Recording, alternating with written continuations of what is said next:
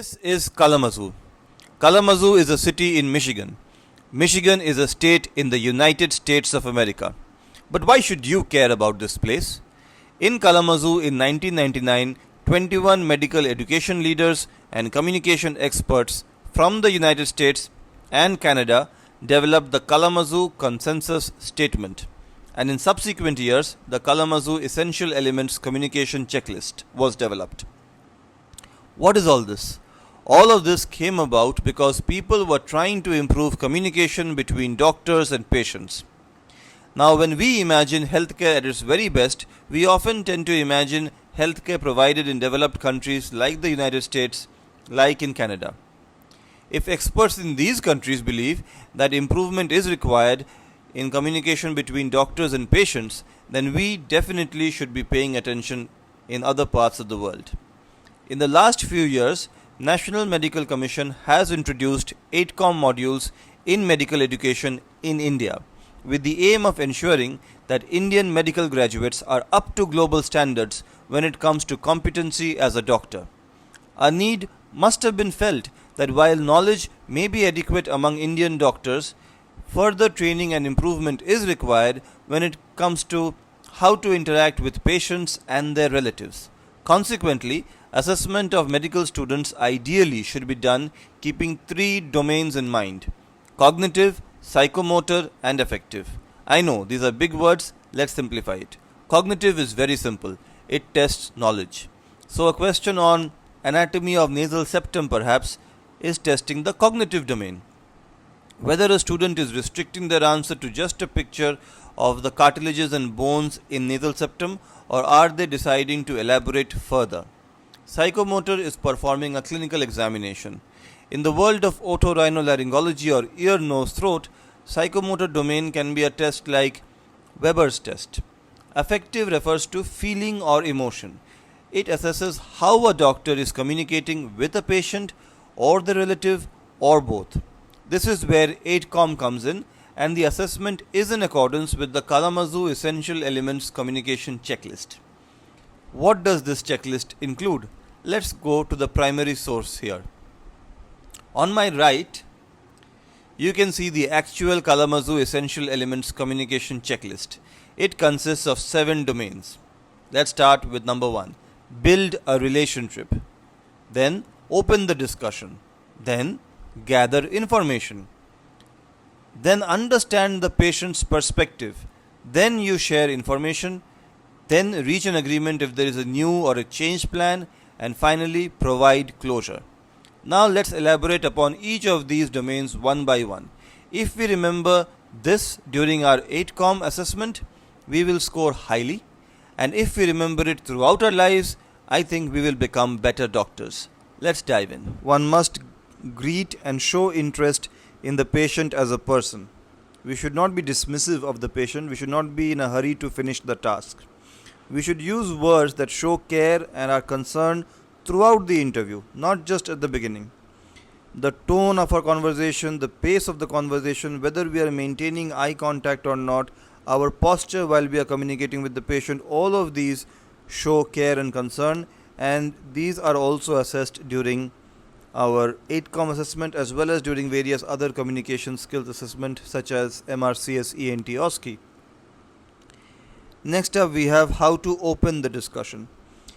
Very important in opening the discussion is we should allow the patient to complete their opening statement without any interruption. If we are in a hurry to finish the task within 3 minutes, we have the tendency to interrupt the patient. That should never happen. It's a very important error that we should avoid. After that, we can ask, is there anything else, to ensure that we have got the full set of concerns from the patient. Then we should explain and or negotiate the agenda of the visit. Understand why they are there. Next up, we have gather information. Here we have to understand what the patient wants to say. So we have to begin with the patient story with open-ended questions like, tell me about the episode of dizziness you are having, giving you an example. Next, we should clarify the details as necessary with more specific or even yes or no questions.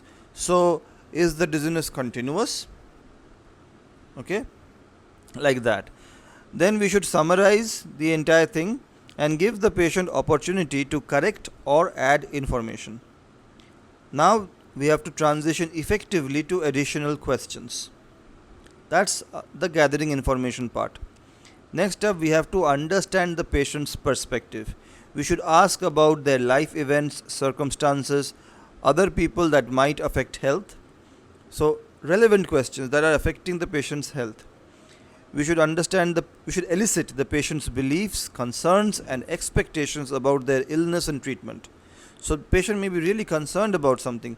If they are having dizziness, they may be really concerned that maybe they have a brain tumor.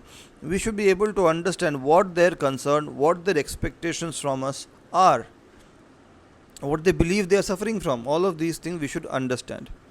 And how to understand? By asking the patient. Next, we should respond explicitly to patient statements about ideas, feelings, and values.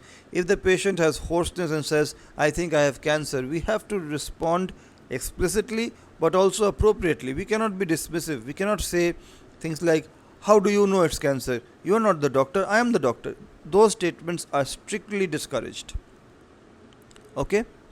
Next up, we have sharing of information. In this domain, we should assess patient's understanding of the problem and desire for more information. Okay, if the patient is not in a position to absorb more information, we should not force them to listen to us. So first understand the patient's first assess the patient's understanding of the problem and their desire for more information. Then we should explain using words that are easy for patient to understand. This cannot be emphasized enough. We cannot use words like anterior aspect of the tongue, posterior aspect of the tongue. Those words don't make sense to somebody who has not been in a medical college. So use words that are easy for the patient to understand. Next up, we should check for mutual understanding of the diagnostic and or treatment plans. So we have to arrive at a position where what we have explained has been understood by the patient, and maybe we can ask the patient to repeat it back to us, whether we are on the same page or not, the doctor and the patient. That should be clearly checked. And finally, we should ask the patient whether they have any more questions. So this is the sharing information part. We have two more domains. Next, we have reaching agreement. Reach agreement if there is a new or a changed plan. This includes including the patient in choices and decisions to the extent he or she desires. Okay, sometimes the patient does not want to participate in the choice. They may say, it's up to you, doctor, you decide. Then it's fine, but you should try to include the patient in the choices and decisions to the extent they desire. Next up, ask about the patient's ability to follow diagnostic and or treatment plans. Okay, sometimes patient may not be able to follow the diagnostic plans, so you have to ensure whether they are able to follow or not. Next up, we should also identify additional resources as appropriate. Okay, suppose they need a leaflet to understand what to do, you can provide those resources if appropriate. Finally, this is very important and many people miss this, you have to provide closure at the end of the discussion. So how to provide closure? You can ask the patient whether they have any further questions, any further concerns, or any other issue that they want to discuss with you. It is of paramount importance that if you have had a relatively long discussion, you should summarize the entire discussion into some short sentences. So that summarizing is very, very important and is often assessed during examinations. Finally, you should clarify any follow-up or contact arrangements, maybe provide details that if you want to get in touch with us, this is our contact detail. You can get in touch with the person at the reception who will give you our contact details. These words also are helpful to the patient. And at the end of the discussion, the very end, you should thank the patient. So that is acknowledging the patient, and by thanking the patient, you are closing the interview. So these are the things you should keep in mind, especially during your communication skills assessment, whether it is in an MBBS exam, whether it is in MRCS ENT OSCE, or whether it is in your life as a doctor. This checklist is of critical value in my humble opinion. Now we have talked about cognitive domain, psychomotor domain and affective domain, there is also another domain called the cognitive domain.